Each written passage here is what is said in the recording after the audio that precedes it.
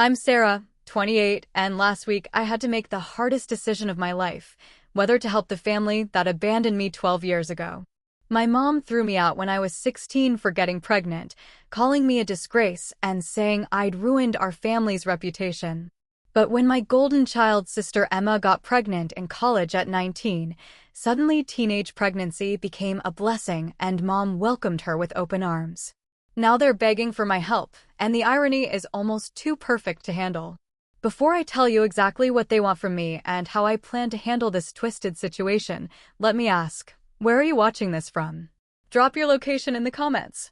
And if you've ever dealt with family favoritism or double standards, hit that like button because this story is going to expose some serious family karma. Make sure to subscribe and ring that notification bell because the revenge I'm about to serve is going to leave you shocked at how perfectly everything comes full circle. Trust me, you won't want to miss what happens when the family that threw me away realizes they need me more than they ever imagined. Let me take you back to where this all started. Growing up, Emma was always the perfect daughter, straight A's, cheerleader, student council president. She had this golden hair that caught the light just right, and mom would constantly brag about her to anyone who'd listen. Emma's going to Harvard, she'd say with this proud smile that I rarely saw directed at me. I was the opposite in every way. I struggled with dyslexia, which made school a nightmare. While Emma was winning academic awards, I was in detention for skipping classes I couldn't keep up with. Mom never bothered to get me tested or find help. She just labeled me as the difficult one and moved on. The contrast between us was like night and day, and Mom made sure everyone knew which daughter was her prize. When I turned 15, I started dating Jake, a guy from the wrong side of town according to Mom. He had tattoos and rode a motorcycle, which automatically made him devil spawn in her eyes. But Jake was the first person who ever made me feel special. He didn't care that I couldn't read as well as other kids, or that I wasn't headed to an Ivy League school. He saw something in me that my own family never bothered to look for. The night everything changed started like any other. Emma was at some academic competition, Dad was working late again, and Mom was in her element, cleaning the house and preparing for Emma's return with homemade cookies. I came home an hour past curfew, which wasn't unusual, but this time I had news that would shatter our family dynamic forever. Mom, I need to tell you something, I said, finding her in the kitchen arranging Emma's achievement certificates on the refrigerator. She looked at me with that familiar expression of mild annoyance, mixed with resignation. What did you do now, Sarah? She sighed, not even turning around to face me fully. I'm pregnant. The words came out in a whisper, but they might as well have been shouted through a megaphone. The certificate she was holding fluttered to the ground as she spun around, her face cycling through shock, disbelief, and finally settling on pure rage. What happened next was a blur of screaming, accusations, and threats. She called me every name in the book, accused me of trying to ruin the family's reputation, and made it clear that having a teen mother for a daughter was her worst nightmare. Dad came home in the middle of the chaos, and instead of being the voice of reason, he sided with Mom completely. You're not bringing this shame into our house, Mom declared with a cold finality that still gives me chills. If you want to throw your life away, you can do it somewhere else. By morning, I was standing on the porch with 2 garbage bags containing everything I owned, watching my parents' house disappear in the rearview mirror of Jake's beat-up Honda. I was 16, pregnant, and completely alone in the world except for a 17-year-old boyfriend who was just as scared as I was. The next few months were the hardest of my life. Jake and I moved into his grandmother's tiny apartment, where we shared a pull-out couch in the living room. I finished high school through online classes while working at a diner to help pay for groceries. Every day was a struggle, but we made it work through sheer determination and the kind of love that comes from having no one else to depend on. When my son Marcus was born, I held him in my arms and promised him he'd never feel unwanted the way I had. Jake stepped up in ways that amazed me, working double shifts at an auto repair shop while I finished my GED. We were kids raising a kid, but we were doing it with more love and dedication than I'd ever seen in my own childhood home. Meanwhile, Emma continued her perfect trajectory, graduating as valedictorian, getting into Harvard with a full scholarship, and sending home pictures of her dorm room that Mom displayed like trophies. Not once in those 3 years did any of them reach out to see how I was doing or ask about their grandchild. Fast forward 3 years. I was 19, working as a manager at the diner while taking community college classes online, slowly building toward a business degree. Marcus was a bright, happy 3-year-old who called Jake Daddy and had never met his biological grandparents. We created our own little family unit, and while money was tight, we were genuinely happy. Then Emma came home from college for spring break with an announcement that would expose the massive hypocrisy I'd always suspected but never seen so blatantly displayed. I found out about it through social media, of all places. A friend from high school posted a congratulations message on Facebook, and curiosity got the better of me. There, splashed across Emma's profile, were photos of a baby shower that looked like something out of a magazine. Pink and gold decorations, a 3-tier cake, and dozens of presents stacked higher than I was tall. Emma was 19 and pregnant by her college boyfriend Brad, a pre-med student from a wealthy family. But instead of being thrown out, she was being celebrated like some kind of princess. The contrast was so stark it literally made me nauseous. I scrolled through the comments and photos, watching my extended family, aunts, uncles, cousins who had completely ignored Marcus's existence, all gushing about the wonderful news and how excited they were to meet the new baby. Mom had written a long post about being blessed with another grandchild and how Emma was going to be such a wonderful mother. Another grandchild. As if Marcus didn't exist. As if the past 3 years of his life were just a figment of my imagination. Jake found me crying in our tiny kitchen that night, laptop still open to Emma's shower photos. "What's wrong, babe?" he asked, wrapping his arms around me from behind. "Look," I said, turning the screen toward him. He was quiet for a long time, studying the photos and reading the comments. Jake had never met my family, but he'd heard enough stories to understand exactly what this meant. "The same mom who called you a disgrace is throwing parties for Emma doing the exact same thing," he said slowly, his voice tight with controlled anger. "Worse," I replied. "Emma's in college. She has options. She has support. I was 16 and alone, and they treated me like I was some kind of criminal." That night, we talked about whether I should reach out, maybe try to reconnect now that time had passed. Part of me hoped that becoming a mother herself might help Emma understand what I'd gone through. Maybe this could be a bridge back to a family relationship that had been severed so brutally. I crafted a careful message to Emma, congratulating her and mentioning that Marcus would love to meet his cousin someday. I attached a recent photo of Marcus at his preschool graduation, hoping she'd see what a smart, sweet kid he was becoming despite the circumstances of his birth. The response came 3 days later, and it was like a knife to the heart. "Thanks for the congrats. I think it's best if we keep our lives separate for now. Mom and Dad are still really hurt about everything that happened, and bringing up the past would just cause drama. Hope you understand. Everything that happened." As if my teenage pregnancy was some kind of natural disaster that had occurred to them, rather than their choice to abandon their child. The casual dismissal, the complete lack of acknowledgement that Marcus existed, the implication that I was the problem, it all crystallized into a rage so pure it took my breath away. That was the moment I decided I was done trying to be the bigger person. I was done hoping they'd change, done pretending their treatment of me was somehow acceptable because I'd made a mistake as a teenager. If they wanted to play favorites and rewrite history to make themselves feel better, fine. But they were going to live with the consequences of that choice. I deleted Emma's number from my phone and unfriended everyone in my family on social media. If they wanted to pretend I didn't exist, I'd make it easy for them. But I also made myself a promise that night, someday, when they needed something from me, I'd remember exactly how they'd made me feel in this moment. The years that followed were a masterclass in the power of spite as motivation. Every time I felt like giving up, during finals week while juggling work and Marcus's school schedule, during those moments when other kids had grandparents at school events and Marcus had to make do with Jake's grandmother, I remembered Emma's baby shower photos and pushed harder. I finished my associate degree in business administration in 2 years while working full-time. Jake had worked his way up to shop manager and was making decent money, so I took a risk and used our savings plus a small business loan to buy the failing diner where I'd been working. At 22, I was a restaurant owner, completely self-made and determined to prove that being thrown away by my family was the best thing that ever happened to me. The first year was brutal. I was there from dawn to midnight, learning everything from food cost management to employee scheduling.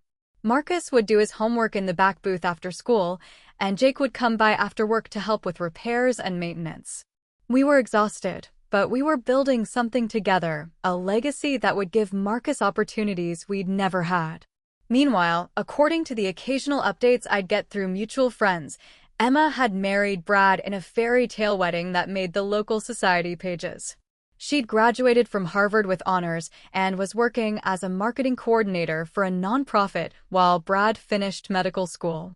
They lived in a beautiful townhouse that Mom and Dad had helped them buy as a wedding gift, and little Sophia was the apple of everyone's eye. The contrast didn't sting anymore, it fueled me. Every family gathering I wasn't invited to, every milestone of Marcus's that his grandparents missed, every achievement of mine that went unacknowledged just added more determination to my success story. By 25, I owned 3 restaurants in our city and was looking to expand to neighboring towns. Marcus was 8, honor roll student, and star of his Little League team. Jake and I had gotten married in a small ceremony with his family and the friends who'd become our chosen family over the years. We'd bought a house in a good school district and were talking about having another baby. I was featured in the local business journal as one of the 30 under 30 entrepreneurs to watch. The article talked about how I'd started with nothing and built a mini restaurant empire through hard work and determination. They interviewed me about overcoming obstacles, and I gave them a sanitized version of my story, young single mother who refused to let circumstances define her future. The day the article came out, I got a friend request on Facebook from Emma. I stared at it for a long time, wondering what had prompted this sudden interest in reconnecting. Had she seen the article? Did she need something? Was this some kind of olive branch from the family? I accepted the request out of curiosity and immediately went to her profile to see what her life looked like now. The perfect facade was still there, but if you looked closely, there were cracks. Brad was noticeably absent from recent photos. Emma looked tired in a way that expensive makeup couldn't quite hide. And there were subtle complaints about money, posts about budgeting season and learning to live within our means. 3 days after I accepted her friend request, she sent me a message. Not an apology for years of silence, not an acknowledgement of my success or curiosity about Marcus. Just a casual, hey, saw your article in the paper. So impressive. Would love to catch up sometime. I read it several times, analyzing every word choice. The exclamation points felt forced. The would love to catch up was vague enough to avoid any real commitment. And notably absent was any mention of why she'd ignored me for the past 6 years or any interest in meeting her nephew. I didn't respond. I wasn't ready to open that door, especially when it felt like she was only reaching out because my success had made me socially acceptable again. If Emma wanted a relationship with me, she was going to have to do better than treating me like an old acquaintance she'd run into at the grocery store. But I kept her as a friend on social media, watching from a distance as the perfect life she'd been handed started to show more cracks. Brad failed his medical boards twice. They had to sell the townhouse and move into a small apartment. Emma went back to work full-time, but nonprofit salaries don't stretch far when you're used to family money covering the gaps. Still, through it all, she had Mom and Dad's support. They babysat Sophia, helped with rent when things got tight, and provided the kind of safety net I'd never had. The difference was that now I didn't need one. I'd built my own. At this point in my story, I need to pause and ask you something. Have you ever watched someone who had everything handed to them start to struggle with real life for the first time? It's both satisfying and sad, like watching a house of cards slowly collapse in slow motion. Hit that like button if you know exactly what I mean, and don't forget to subscribe because the next part of this story is where everything I'd been building toward finally pays off. Marcus was 10 when the first major crack appeared in Emma's perfect world. Brad didn't just fail his medical boards a third time. He was caught cheating on the exam and banned from taking it again for 5 years. His dreams of becoming a doctor were over, at least for the immediate future, and with them went the financial security Emma had been counting on. I learned about this through Jake's cousin, who worked at the hospital where Brad had been doing his residency rotations. The story spread quickly through our small city's medical community. The golden boy from the wealthy family who'd thrown away his career for a shortcut. The irony wasn't lost on me that Brad's character flaw was finally catching up with him while my family continued to treat him like the perfect son-in-law. Emma's Facebook posts became increasingly desperate in their positivity. Pictures of fun family budget meals and cozy apartment living that anyone could see were attempts to put a brave face on their financial freefall. She started selling things, first the expensive handbags and jewelry from her wedding registry, then furniture, then finally her car. Meanwhile, I was opening my 4th restaurant and had just been approached by a Food Network executive about a potential show featuring small-town success stories. Marcus was thriving in advanced classes and had been accepted into a prestigious summer program for gifted students. Jake and I had just closed on a beautiful lake house for weekend getaways. The contrast was stark, but what really got to me was watching how my parents handled Emma's struggles versus how they'd handled mine. When I was struggling at 19 with a baby and no support, I was told I'd made my choices and had to live with them. But when Emma's husband's poor decisions started affecting their family, suddenly Mom and Dad were liquidating their retirement accounts to help. I saw the Facebook posts about how they were temporarily moving in with Mom and Dad to save money for a house down payment. The same parents who'd told me I couldn't bring shame into their home were now housing their daughter, son-in-law, and granddaughter, while Brad figured out his next career move. The breaking point came when I saw a post from Mom asking her Facebook friends if anyone knew of job opportunities for Brad, describing him as a brilliant young man who's had some setbacks but is ready to rebuild his career.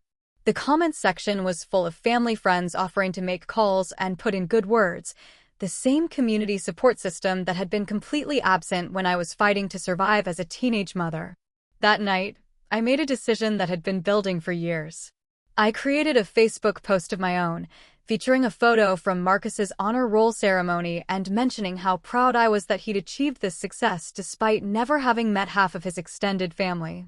I kept it classy but pointed, letting people draw their own conclusions about the family dynamics. The response was immediate and overwhelming.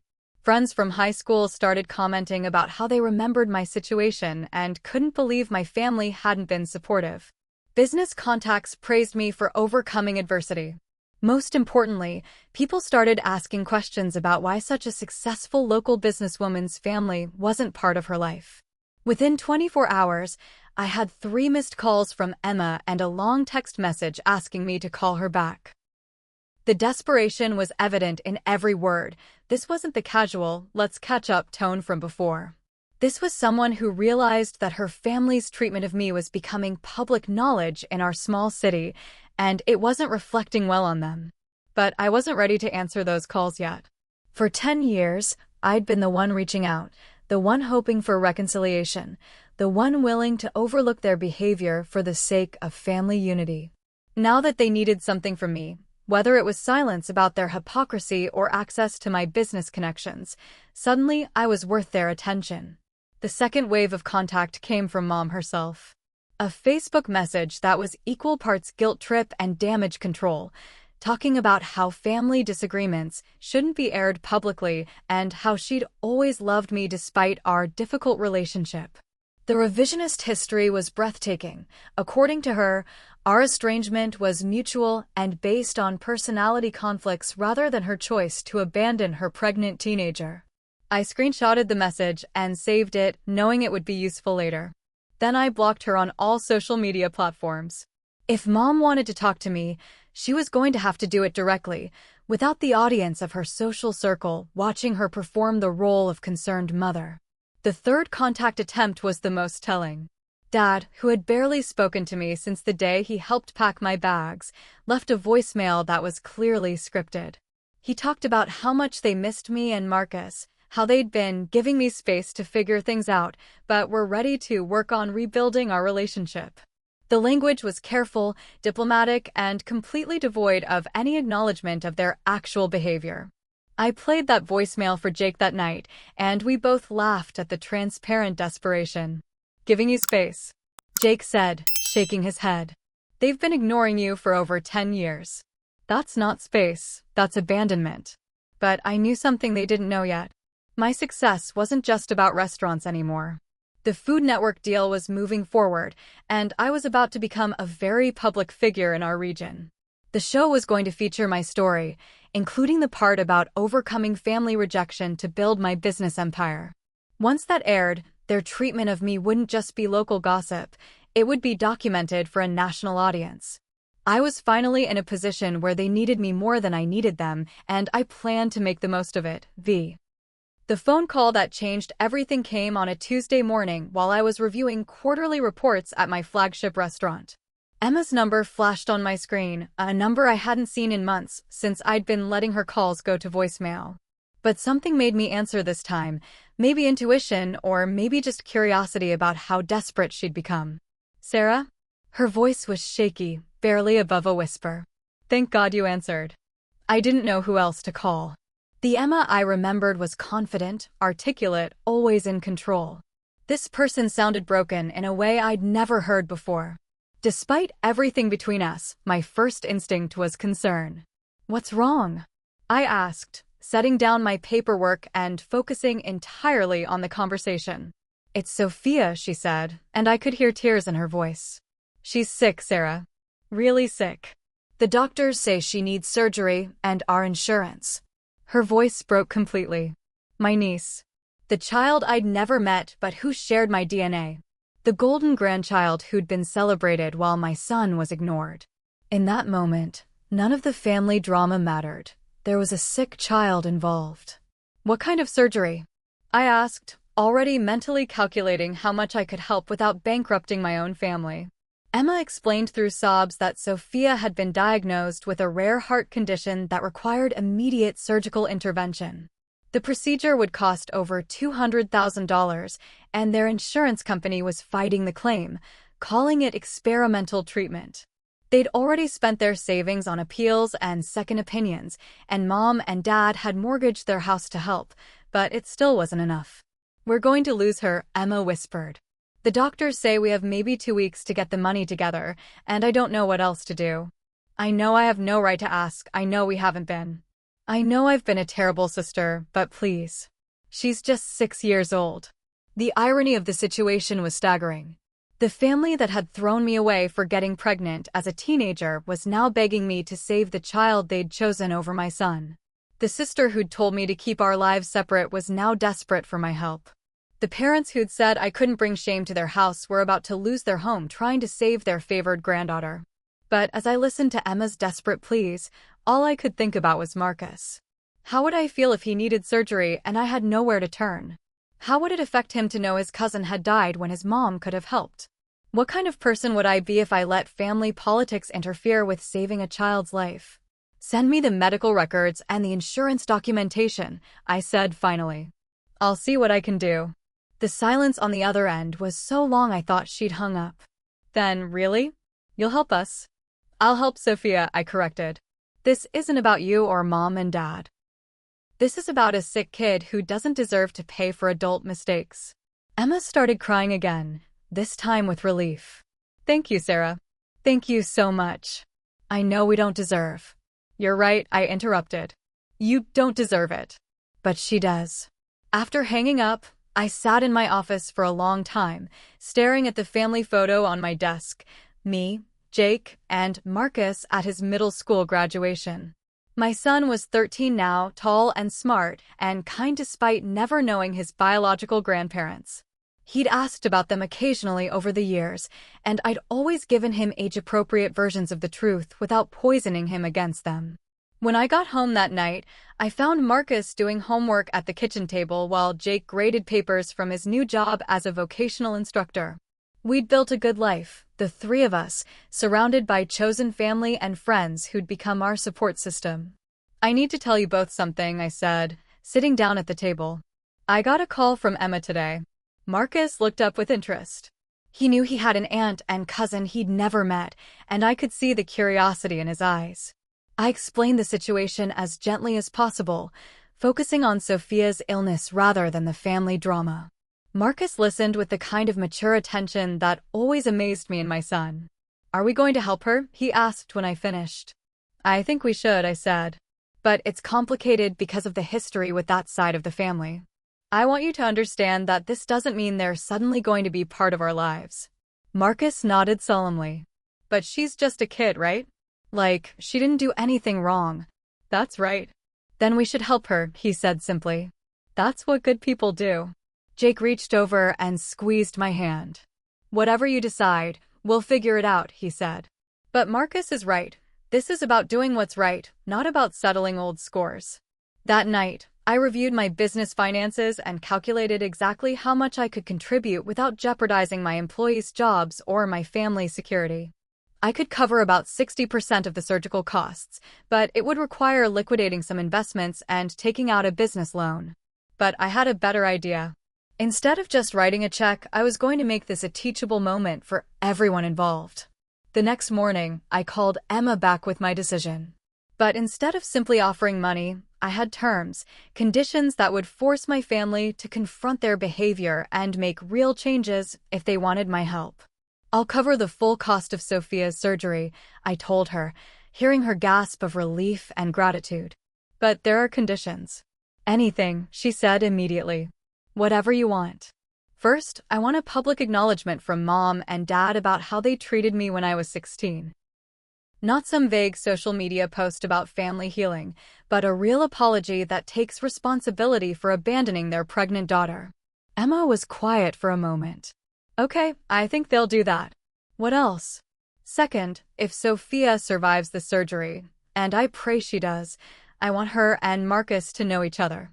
They're cousins, and they deserve to have a relationship regardless of adult drama.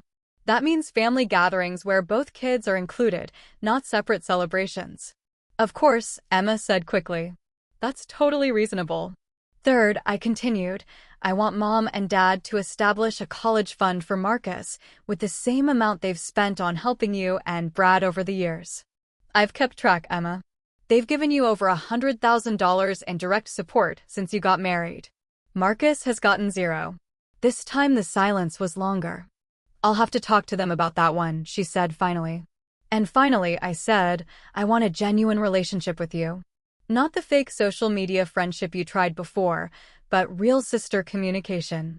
I want you to meet Marcus, to be part of his life, to actually care about the nephew you've been ignoring." "Yes," she whispered. "I want that too, Sarah. I've been such an idiot, and I'm so sorry."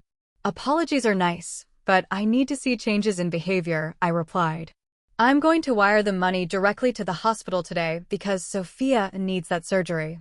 But if Mom and Dad don't follow through on those conditions, this will be the last time I ever help any of you with anything." "They'll do it," Emma said with desperation. "I'll make sure they do it." After arranging the hospital payment, I called my parents directly for the first time in over 10 years. Dad answered, and his voice was shaky when he realized who was calling. "Sarah? Emma said you were going to help with Sophia's surgery." "I can't tell you how grateful." "Save it, Dad," I interrupted. "I didn't call for your gratitude. I called to explain exactly what's going to happen next." I laid out the same conditions I'd given Emma, but in much starker terms. "You have a choice," I told him. "You can swallow your pride, admit you were wrong about how you treated me, and be real grandparents to both your grandchildren. Or you can keep pretending you were justified in throwing away your 16-year-old daughter, and you'll never see another dime from me or have any relationship with Marcus." That's blackmail," he stammered. "No, Dad, that's consequences. You taught me that actions have consequences when you packed my bags and put me on the porch. Now you get to learn the same lesson." "But we were doing what we thought was best for the family." "Stop," I said firmly. "I don't want to hear excuses or justifications. I want to hear you take responsibility for your choices and commit to doing better going forward." "That's the price of my help." Mom got on the phone then, and I could hear her crying. "Sarah, please understand, we were young parents. We didn't know how to handle." Mom, you were 45 when you threw me out. Emma was barely 2 years younger than I was when she got pregnant, and you threw her a baby shower. Don't insult my intelligence by pretending this was about your inexperience. The conversation was difficult, but by the end of it, they'd agreed to all my conditions. Whether they'd actually follow through remained to be seen, but Sophia's surgery was scheduled for the following week, and I'd done everything I could to help her while also protecting my own family's interests. Marcus took the news about meeting his aunt and cousin with excitement mixed with caution. What if they don't like me? He asked. Then that's their loss, I told him. You're an amazing kid, and anyone who doesn't see that isn't worth worrying about. Jake was proud of how I'd handled the situation. You found a way to help the kid without compromising your values, he said. And you're giving them a chance to do the right thing without making it easy for them. The surgery was scheduled for the following Thursday. I didn't plan to be there. This was about helping Sophia, not staging a family reunion, but I did send flowers to the hospital with a card that said, "From your cousin Marcus and Aunt Sarah." 3 days before the surgery, Emma called me again. This time, her voice was different, stronger, more resolved. I need to tell you something, she said. After talking to Mom and Dad about your conditions, I realized how horrible we've all been to you. Not just recently, but for your entire life. I've been thinking about all those times growing up when they compared us, when they made it clear I was the favorite, when they let me get away with things that you would have been punished for. I waited, letting her continue. I was complicit in it, she said. I enjoyed being the golden child, and I never stood up for you even when I knew they were being unfair. When you got pregnant and they threw you out, I could have said something, could have insisted they help you, but I didn't. I was 19 and selfish, and I thought it meant they'd love me even more. Why are you telling me this now? I asked. Because when Brad's career fell apart and our life got hard, I kept expecting them to turn on me the way they turned on you. I kept waiting for them to decide I was the failure and withdraw their support. But they didn't. They mortgaged their house for us, Sarah. They were willing to lose everything to help me, and that's when I realized how differently they'd treated us. And it made me sick to my stomach, she said quietly. All these years, I convinced myself that you'd made different choices, and that's why your life was harder. But the truth is, we all made the same mistake. We just got completely different responses to it. I got celebrated and supported. You got abandoned. It was the first real acknowledgement I'd ever heard from any of them about the fundamental unfairness of how I'd been treated. It didn't erase 12 years of hurt, but it was a start. I don't know if you can ever forgive me, Emma continued, but I want you to know that I'm going to spend the rest of my life trying to be the sister I should have been all along. Sophia's surgery was a complete success. The doctors said it couldn't have gone better, and she was expected to make a full recovery. But more importantly for my family's future, Mom and Dad followed through on every single one of my conditions in ways that exceeded my expectations. The public apology came first, posted on Facebook and in our local newspaper as a letter to the editor. It was raw, honest, and took full responsibility for their actions without making excuses. They admitted they'd been wrong to throw me out, acknowledged the double standard in how they'd treated Emma's pregnancy versus mine, and publicly apologized to both Marcus and me for 12 years of absence from our lives. The response from our community was overwhelming. People I hadn't heard from in years reached out to tell me how proud they were of my success and how sorry they were that I'd gone through such a difficult experience without family support. Several local business owners mentioned how much they respected me for still helping my family despite how I'd been treated. But the real change came in their actions toward Marcus. The day after Sophia was released from the hospital, Mom and Dad showed up at our house with a car full of wrapped presents, 12 years worth of birthday and Christmas gifts they'd never given him. They'd clearly put thought into each one, age-appropriate gifts that showed they'd been paying attention to his interests and achievements even from a distance. Marcus handled meeting his grandparents with the grace and maturity he'd always shown in difficult situations. He was polite but cautious, letting them earn his trust gradually rather than jumping into an immediate relationship. When Mom started crying and apologizing for missing so much of his life, he patted her hand gently and said, "It's okay, Grandma. We can start now." The college fund was established within a week, matching exactly what they'd calculated they'd given Emma and Brad over the years. But beyond the money, they started showing up in Marcus's life in ways that mattered, attending his baseball games, helping with science fair projects, taking him out for grandfather-grandson bonding time. Emma kept her word about building a real relationship with me. She started small, with genuine text messages asking about my day and sharing real details about her life beyond the social media highlights. When Marcus and I visited Sophia in the hospital, Emma cried watching her daughter and nephew meet for the first time. "They look so much alike," she said, watching them compare notes about their favorite video games. "I can't believe I let so much time pass without them knowing each other." The most surprising change was in Brad. Facing his failures had apparently given him some much-needed perspective, and he took a job as a medical equipment salesman while studying to retake his boards. More importantly, he made genuine efforts to connect with Marcus, teaching him about cars and including him in activities with Sophia. 3 months after the surgery, we had our first real family gathering in over 12 years. It was Sophia's 7th birthday party, and for the first time, both grandchildren were celebrated equally. Marcus helped her blow out the candles, and they played together like the cousins they'd always been meant to be. But the most meaningful moment came when Mom pulled me aside privately and handed me a photo album she'd been secretly keeping all these years. It was filled with pictures of Marcus that she'd printed from my rare social media posts, newspaper clippings about my business achievements, and even a copy of his birth announcement that she'd somehow obtained from the hospital. "I never stopped loving you or being proud of you," she said through tears. "I was just too stubborn and ashamed to admit I was wrong. I've regretted throwing you out every single day for 12 years, but I was afraid you'd never forgive me if I tried to come back." I looked through the album, seeing my son's life documented by a grandmother who'd loved him from afar but been too proud to show it. It was heartbreaking and healing at the same time. "Why didn't you reach out sooner?" I asked. "Because I was a coward," she admitted. "And because every year that passed made it harder to face what I'd done. When you became successful, I was so proud but also so ashamed that you'd accomplished everything without us. You didn't need us anymore, and I thought that meant you wouldn't want us." "I always needed you, Mom," I said quietly. "I just learned to survive without you." The real test came 6 months later when my Food Network show aired. The episode featured my story in detail, including the part about being thrown out at 16 and building my business empire as a single mother. My family had to watch me tell a national television audience about their rejection and abandonment. I was nervous about how they'd react, but the response surprised me. Dad posted the show on his Facebook page with a long caption about how proud he was of me and how much he regretted not being there to support me during my journey. Mom shared it in her church group and talked openly about the mistakes they'd made as parents. Emma called me after the show aired, crying again, but for a different reason.